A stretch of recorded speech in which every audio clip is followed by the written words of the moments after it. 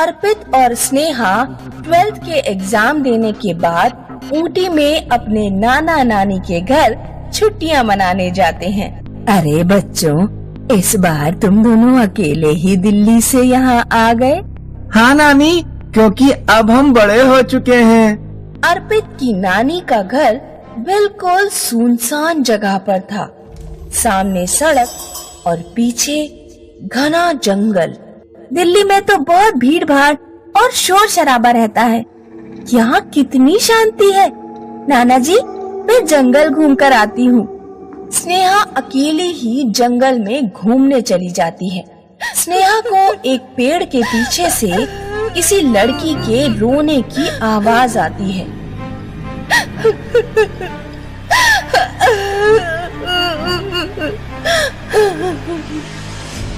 स्नेहा डर जाती है और भागती हुई घर पहुंचती है। क्या हुआ बेटी, इतनी घबराई हुई क्यों हो? नाना जी, वो जंगल में पेड़ के पीछे कोई रो रहा है। स्नेहा के नाना स्नेहा के साथ जाते हैं, लेकिन उन्हें वहाँ कोई नहीं मिलता। यहाँ तो कोई नहीं है बेटा, तुम्हें जरूर कोई वहम हो गया होगा। नहीं नाना जी, वो इसी पेड़ के पीछे बैठी रो रही थी। स्नेहा के नाना स्नेहा की बात पर ध्यान नहीं देते। चलो घर चलकर कोई अच्छी सी मूवी देखते हैं। उस रात जब अर्पित और स्नेहा अपने रूम में सो रहे थे, तो उनके कानों में फिर किसी लड़की के रोने की आवाज आती है। ये आवाज जंगल से आ रही है। हमें नाना नानी को जगाना चाहिए। नहीं, उन्हें डिस्टर्ब मत करो। अर्पित और स्नेहा आवाज का पीछा करते हुए जंगल में पहुंचते हैं। पेड़ के पीछे एक लड़की बैठी रो रही थी। वो दुल्हन की तरह सजी हुई है। उसका चेहरा घूंघट से ढका हुआ है। जंगल में अकेली लड़की को बैठा देख स्नेहा और अर्पित का गला सूख जाता है। तुम कौन हो और क्यों रो रही हो? आज मेरी बारात आने वाली है, वो अभी तक नहीं आए हैं। क्या तुम दोनों जाकर रोड पर देखोगे कि बारात कहाँ तक पहुँच चुकी है? लेकिन अभी तो शादियों का मौसम भी नहीं है। क्या कहा तूने? अर्पित और स्नेहा दुल्हन का भयानक चेहरा देखकर डर जाते हैं और वहाँ से भागते हैं।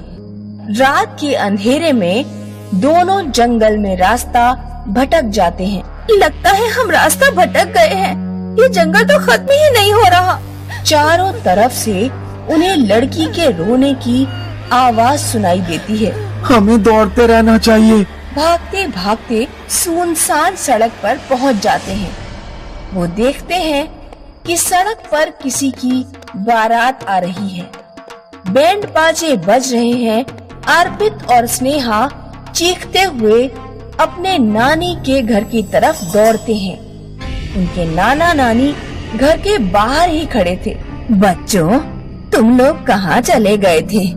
हम तुम्हें कब से ढूंढ रहे हैं। हम लोगों ने भूतों की बारात देखी, वो इसी तरफ आ रही है। क्या तुम दोनों पागल हो गए हो? चलो घर में, और रात में बाहर मत आना। मैं तुम्हारा कल ही दिल्ली वापस जाने का रिजर्वेशन कराता हूँ। स्नेहा और अर्पित अपने नाना की नाराजगी देखकर चौंक जाते हैं। जरूर कोई गड़बड़ है। नाना इस तरह तो कभी नाराज नहीं होते थे।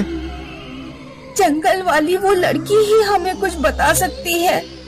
उस रात अर्पित और स्नेहा सोते नहीं हैं। रात के 1 बजे उन्हें जंगल से रोने की आवाज सुनाई देती है। वे तुरंत जंगल में जाते हैं। तुम कौन हो? हमसे क्या चाहती हो? मैं तुम्हारी मौसी हूँ।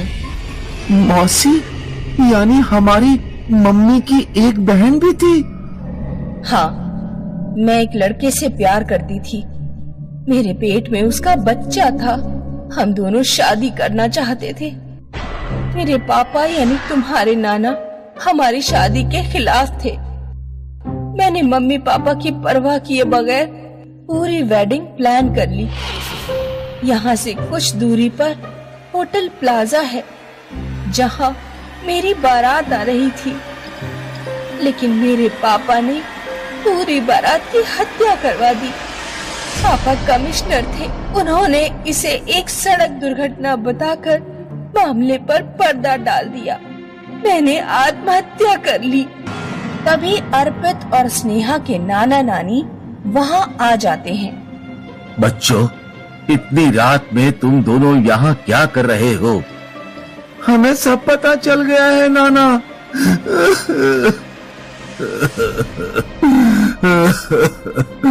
मुझे माफ कर देना बच्चों, मैं अपने आत्मसम्मान के कारण पागल हो गया था।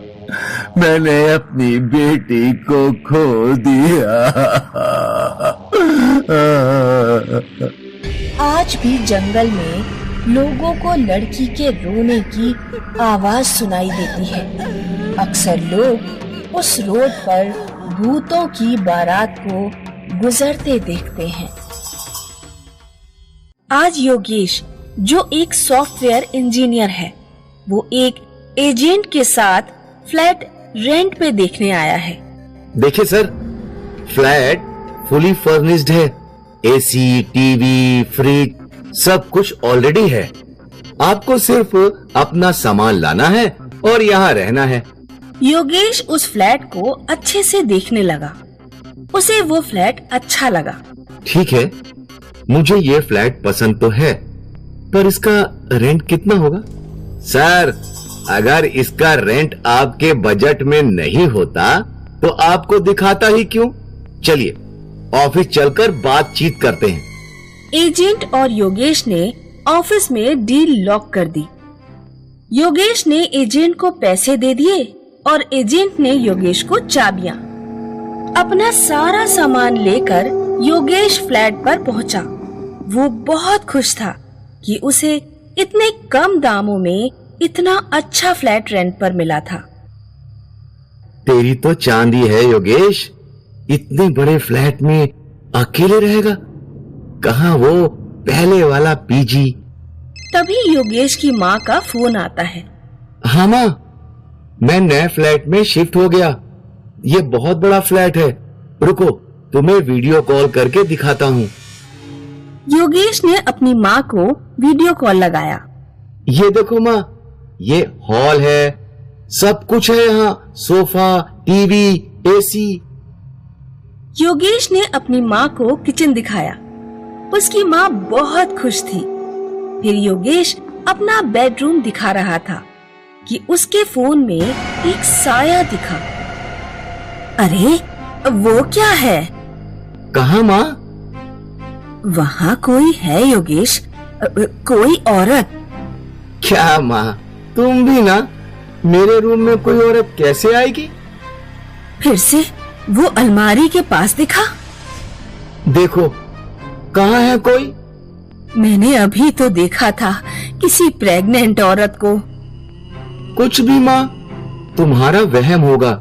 ये सब छोड़ो और मुझे बताओ, कैसा लगा तुम्हें मेरा नया फ्लैट? अच्छा है, बस तू संभल कर रहे। और अब तक तूने भगवान की तस्वीर क्यों नहीं लगाई? कल सुबह उठकर नहाकर लगा दूंगा माँ। ठीक है। चलिए, अब मैं कुछ खाने के लिए बनाता हूँ। आपको कल सुबह कॉल करूंगा। Bye bye. योगेश ने वीडियो कॉल कट किया और जैसे ही वो किचन की ओर जाने के लिए मुड़ा तो उसे लगा कि उसने भी किसी के साए को देखा। लगता है माँ की बात सुनकर मुझे भी वहम हो रहा है। योगेश किचन में गया और उसने अपने लिए खाना बनाया और फिर टीवी देखते देखते खाना खाने लगा। अचानक योगेश को लगा कि वहाँ कोई है। योगेश डर गया। उसने सारी लाइट्स ऑन कर दी। कौन है वहाँ? कौन है? योगेश ने पूरा फ्लैट ढूंढ लिया पर उसे कोई नहीं दिखा। शायद मुझे सो जाना चाहिए। लगता है थकान की वजह से मुझे ऐसा ख्याल आ रहा है। कल सुबह उठकर पूजा करूंगा तो सब ठीक हो जाएगा। योगेश अपने बेडरूम में गया और सो गया। आधी रात को वो पानी पीने के लिए उठा तो उसके रूम में खुशबू महक रही थी। इतनी रात को ये खुशबू कहाँ से आ रही है? योगेश ने लाइट चालू की। वो विंडो की ओर गया। यहाँ तो कोई पौधा भी नहीं है जिससे खुशबू आए। शायद किसी और के फ्लैट से आ रही होगी। योगेश वापस अपने बेड पर सो गया। अगले दिन योगेश ने नहा धोकर भगवान की तस्वीर लगाई और पूजा करने लगा। उसके बाद वो अपने ऑफिस के लिए निकल गया। कंपाउंड में एक बूढ़ी आंटी ने योगेश को पूछा, बेटा, उस टॉप फ्लोर के फ्लैट में आए हो ना? हाँ, क्यों आंटी? कुछ नहीं बेटा, सुना है उस फ्लैट में बहुत अजीब गरीब चीजें होती हैं। तुम्हारे साथ कुछ हुई? नहीं आंटी। अच्छी बात है। तुम ऑफिस के लिए लेट हो रहे होगे। जाओ। योगेश वहां से चला गया।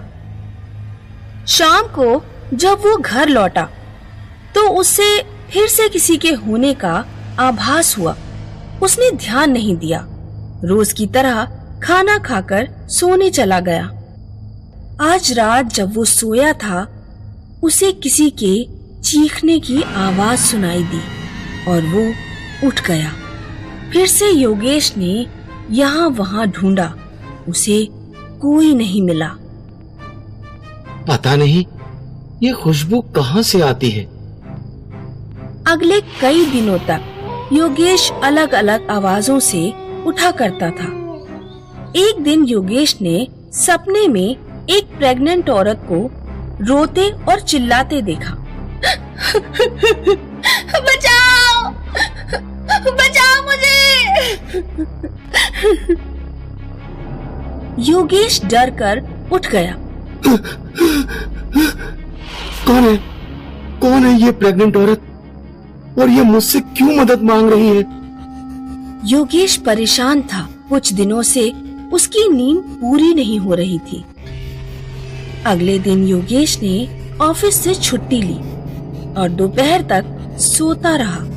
शाम को वो बैल्कनी में खड़ा था। उसका ध्यान उसी बूढ़ी औरत पर गया। योगेश उस औरत से मिलने गया। क्या हुआ बेटा, परेशान लग रहे हो? मुझे रात भर किसी औरत के चीखने की आवाज सुनाई देती है। कभी कभार मुझे एक प्रेग्नेंट औरत का साया दिखाई देता है। कल रात तो मैंने उस प्रेग्नेंट औरत को सपने में देखा। उस बूढ़ी औरत ने अपना मोबाइल निकाला। कहीं यही वो औरत तो नहीं? हाँ, यही है। पर ये है कौन? ये माया है। 1 साल पहले ये तुम्हारे ही फ्लैट में रहती थी अपने पति के साथ। इसका पति जब भी दारू पीता था माया को मारा करता था और वो जोर जोर से चिल्लाया करती थी, मत मारो मुझे। जब वो प्रेग्नेंट थी मैंने उसे बोला था, बेटा तुम अपने किसी रिश्तेदार के पास चली जाओ, वो तुम्हारा अच्छे से ख्याल रखेगी। मेरे पति को मेरे कोई रिश्तेदार पसंद नहीं। अगर मैं चली गई तो वो मुझे छोड़ देंगे। एक रात को माया का पति बहुत पीकर आया और अपनी प्रेग्नेंट वाइफ को मारने लगा। वो मदद की गुहार लगा रही थी, किसी ने उसकी मदद नहीं की। वो अपनी जान बचाने के लिए किचन में भागी, पर हाथापाई में वो चाकू से टकराई और वहीं मर गई। उसके पति को पुलिस ले गई। तब से जो भी उस फ्लैट में आया है वो माया के भूत से परेशान है। तुम्हें जल्दी पता चल गया। मेरी सलाह मानो और ये फ्लैट छोड़ दो। योगेश अपने फ्लैट में गया और पैकिंग करना शुरू कर दिया और तुरंत अपना सारा सामान लेकर वहां से चला गया। अब भी हर रात माया का भूत उस फ्लैट में चीखता चिल्लाता है।